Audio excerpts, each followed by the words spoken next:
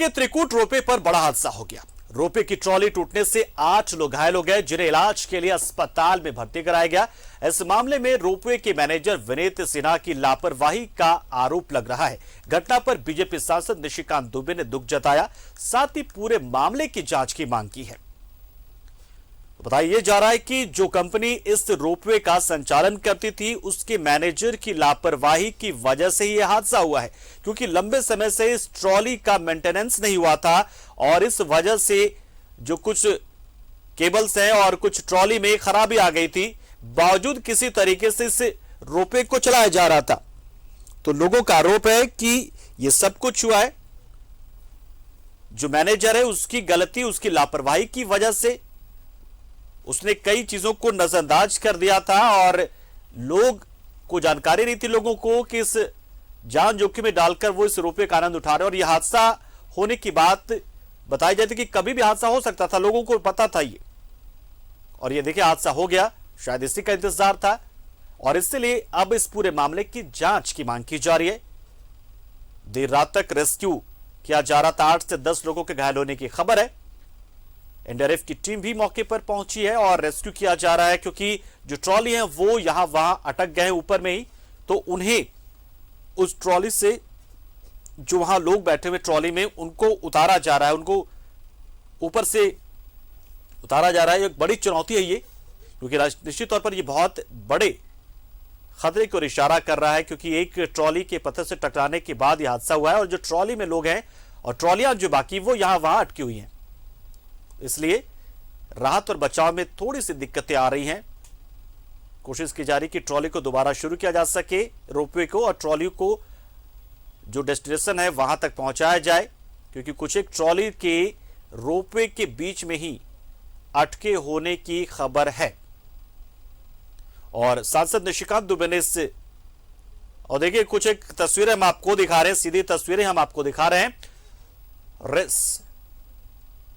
बिल्कुल, तो हम तस्वीरें आपको दिखा रहे हैं, वहां की सीधी तस्वीरें हैं जहां पर यह घटना घटी और जहां पर राहत और बचाव का काम चल रहा है।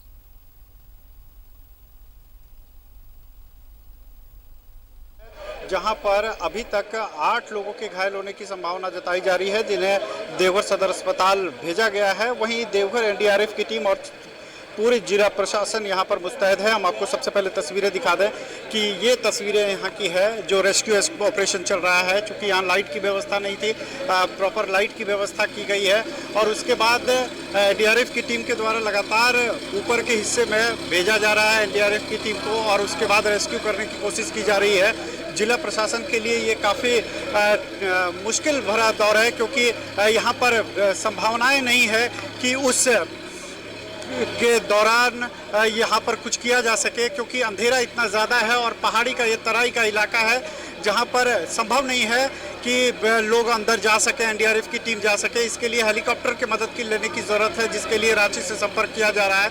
वहीं दूसरी तरफ से जिला प्रशासन और एनडीआरएफ की टीम लगातार यहाँ के लोकल गाइड और यहाँ के लोकल जो पीपल हैं उनके साथ सामंजस्य स्थापित कर ज़्यादा से ज़्यादा लोगों को रेस्क्यू करने की कोशिश में जुटी हुई है। लेकिन कुल मिलाकर अभी तक कितने लोग फंसे हैं इसका कोई अंदाज़ा नहीं मिल पाया है, लेकिन एक अनुमान लगाया जा रहा है कि 1 दर्जन के लगभग लोग अभी भी वहाँ पर फंसे हुए हैं। फिलहाल लोगों का आना जारी है और देखना दिलचस्प होगा कि आखिर इस अंधेरी रात में जहां लाइट की प्रॉपर व्यवस्था नहीं है वहां पर ये रेस्क्यू को ऑपरेशन कर सुरक्षित यात्रियों को कैसे निकाला जा सकता है। कैमरा पर्सन मनोज के साथ दीप नारायण, न्यूज़ 11 भारत, देवघर। तो दीप नारायण की ये रिपोर्ट आपने देखी, जिसमें उन्होंने बताया कि क्या हालात वहां पर और किस स्थिति में इस वक्त रेस्क्यू का काम चल रहा है। और अब दीप नारायण हमारे साथ सीधा जुड़ रहे हैं घटनास्थल से, ग्राउंड जीरो से, और उनसे हम सीधा जानते हैं कि फिलहाल की स्थिति क्या है और लोगों को कैसे बचाया जा रहा है। दीप नारायण हमारे साथ जुड़ चुके हैं। दीप नारायण, क्या स्थिति है फिलहाल और रेस्क्यू ऑपरेशन क्या अभी भी चल रहा है या फिर उसे अभी फिलहाल अंधेरे की वजह से रोका गया है?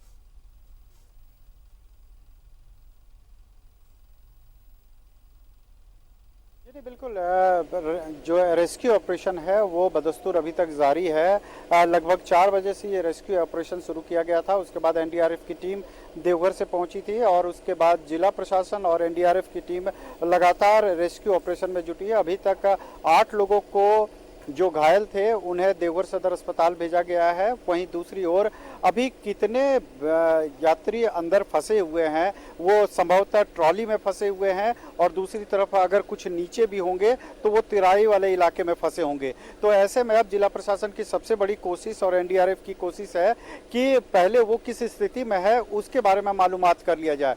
जैसे जिला प्रशासन के सूत्र बताते हैं कि वहाँ पर कुछ लोग अभी भी फंसे हुए हैं, जिसकी संख्या तकरीबन 12 से 15 हो सकती है, और लेकिन कुछ स्थानीय लोग बताते हैं कि इसकी संख्या 20 है। तो ये जितने भी 20 लोग अभी फंसे हुए हैं वो आसपास के इलाके की है, इसीलिए ये अंदाजा लगाया जा सकता है कि तकरीबन 20 लोग फंसे हुए हैं। लेकिन जो ये आपको बता दें कि ये जो त्रिकुट रोपवे है वो एशिया का सबसे ऊंचा रोपवे है, जो कि 45 डिग्री के एंगल पे है और इसे एशिया का सबसे ऊंचा रोपवे कहा जाता है। ऐसे में लोगों का आकर्षण का केंद्र जरूर है, लेकिन जब ये घटना घटी है तो सवाल जरूर खड़े होते हैं कि आखिर मिस्टेक किसका था, आखिर लापरवाही किसकी थी कि यात्रियों के जान के साथ इतना बड़ा खिलवाड़ हुआ है। फिलहाल लेकिन जिला प्रशासन और एनडीआरएफ की दीपनारायण, चूंकि हम उस घटनास्थल पर है नहीं और साथ ही हमें से बहुत सारे ऐसे लोग हैं जो रोपवे को जान नहीं पा रहे होंगे रोपवे कैसा होता होगा, तो हम जानना चाहेंगे आपसे कि जो ट्रॉली है क्या वो रोपवे पर अटकी हुई यहाँ वहां और उसी में लोग फंसे हुए हैं, ये आप जरा बताइए ताकि हम उस भयावहता को समझ सकें कि कितनी विकट परिस्थिति में वो अटके हैं वहां के जो यात्री जो है रोपवे के उस ट्रॉली में।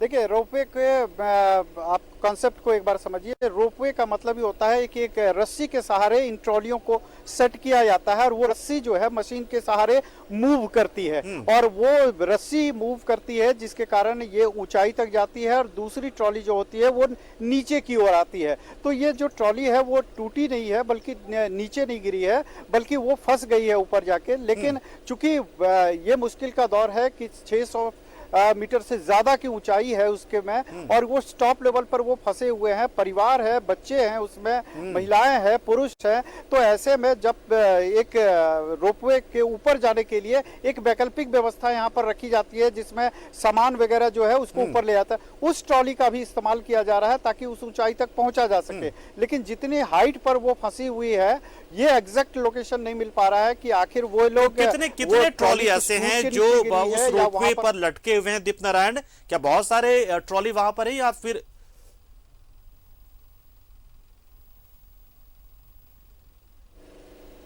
ये देखिए पूरे जो ट्रॉली है, टोटल ट्रॉली की संख्या अगर आपको गणना कर ले तो टोटल 26 ट्रॉलियां हैं जो इस पर लगातार मूव करती है और इस 26 ट्रॉलियों में से 2 क्षतिग्रस्त हुए हैं जो निचले हिस्से में है और तकरीबन 4 ट्रॉलियां और ऐसी है जो कि ऊपर अभी ऊपरी हिस्से में फंसी हुए हैं। तो ये जो रोपवे पूरा होता है, ये पूरा जो सर्किल बना हुआ रहता है, निश्चित अंतराल पर ये ट्रॉलियां सेट की हुई रहती है। तो ऐसे में ये सभी जो है हवा में लटकती नजर आती है और एक के बाद ये जब ये सर्किल पर मूव करती है तो नीचे आती है और उसमें फिर यात्री खाली होते हैं, दूसरे यात्री चढ़ते हैं और फिर वो ऊंचाई तक जाते हैं। हम समझे तो पहाड़ की 2 चोटियों के बीच जो रोपवे गुजरा है उसी में ट्रॉली लटकी और उस पर फंसे हुए वो यात्री जिन्हें बचाना है, अगर मैं समझ रहा हूं तो।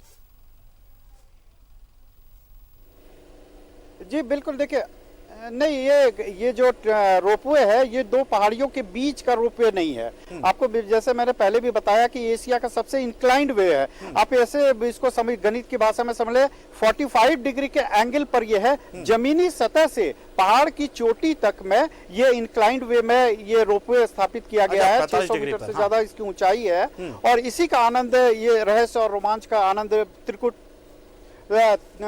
रोपवे पर ये आनंद लेते हैं इस रोपवे का। लेकिन चूंकि इसके लिए पैमाना बनाया गया है कि एक ट्रॉली में 4 लोग सवार हो सकते हैं, उसके अलावा ये जितने भी ट्रॉलियां हैं इसकी संख्या 26 है और तकरीबन 8.5 मिनट में एक ट्रॉली जो है वो जमीनी सतह से रोपवे के ऑफिस से लेकर ऊपर टॉप लेवल तक जाती है। 8-8.5 मिनट का ये समय लगता है और इसी दरमियान सभी रोपवे जो है इस पर मूव करते हैं। लेकिन अब ये सबसे बड़ी समस्या है कि जो लोग ऊपरी हिस्से में फंसे हैं उनका एग्जैक्ट लोकेशन निकाला गया है। इसमें जो मैनेजर की लापरवाही की बात सामने आ रही है वो किस स्तर पर और किस तरह की लापरवाही है, ये भी जानना महत्वपूर्ण है। Deepnarayan,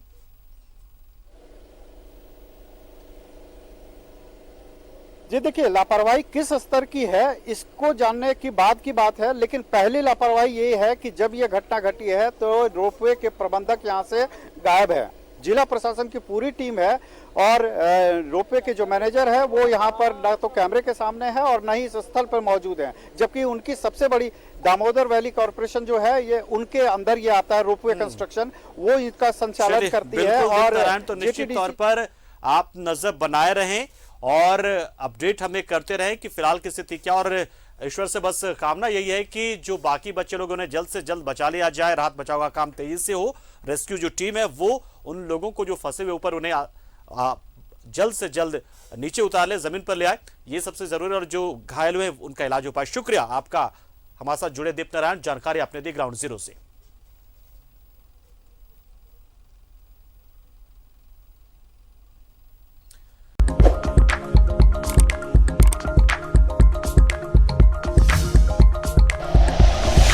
like and share videos, subscribe करें हमारा चैनल और प्रेस करें बेल आइकॉन। न्यूज़ 11 भारत, सच है तो दिखेगा।